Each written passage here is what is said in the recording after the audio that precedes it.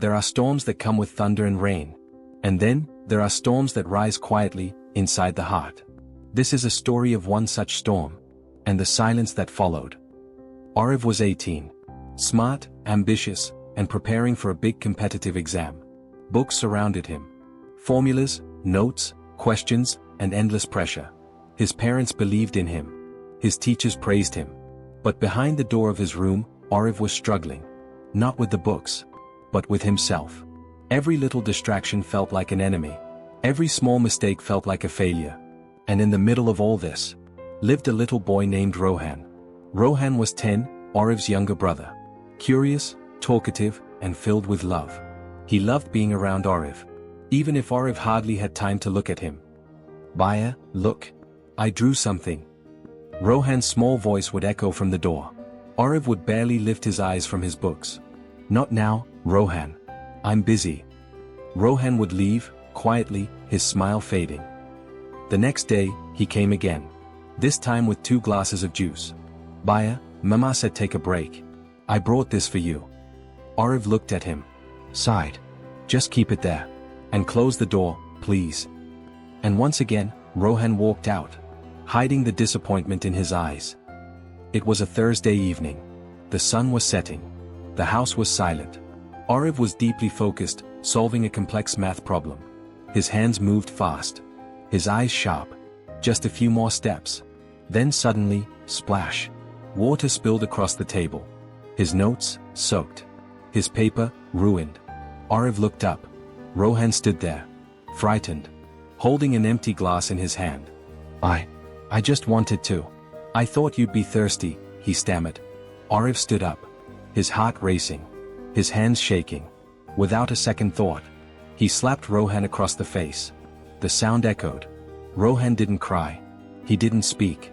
He just looked at Oriv, with wide, hurt eyes. And then, he walked away. No noise. No anger.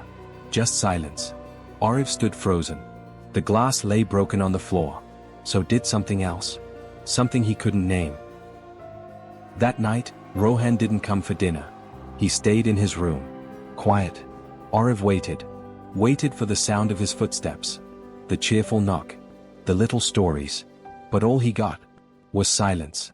And that silence started growing louder inside him. The next morning, Oriv stood near Rohan's door. He raised his hand to knock. But didn't. What would he say? Sorry? Was that enough? He turned away. In the kitchen, his mother was quiet. She had seen Rohan's red cheek. But she said nothing. The silence was spreading. 2 days later, Oriv couldn't take it anymore. He left the house. Went to the small park near their home. Sat on an empty bench, head down. An old man sat next to him, Uncle Dev.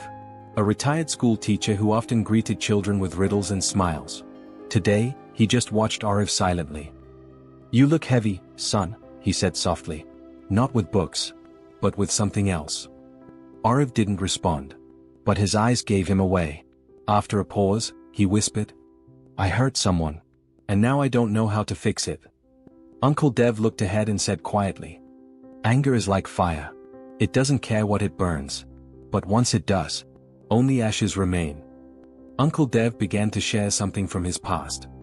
I had a younger brother once, he said. Full of joy.